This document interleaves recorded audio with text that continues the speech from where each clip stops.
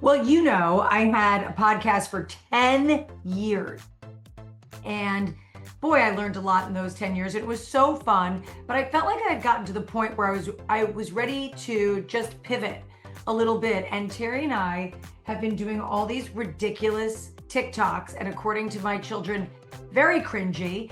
And but the thing is, they were getting millions and millions of views, and so we were getting asked to do it. And finally, we said, why don't we just do it? This might be really fun.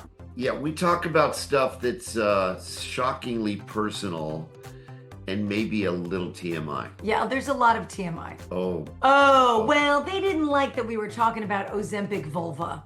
it's, when you have less fat, you have less estrogen. And when you have less estrogen, you maybe have less lubrication and more irritation and less volume and all sorts of things. I mean, I think one thing that we just talked about recently is finances. I think that, the misconception of our life and the jokes this one makes all the time is that he makes the money and I spend the money, which isn't 100% false. But I think people would be surprised to know that I handle our money.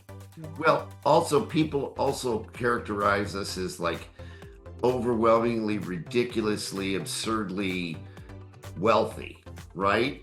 And we are very successful, but we've had a lot of giant multi-million dollar failures. Oh yeah, and one recently, and we talk about that too. Yeah, so we lost $6 million on this last house project. We had an accountant who ripped us off for $2 million. And so we sort of learned a lot from that. That brought us together more than it's brought us apart. Certainly brought us together financially.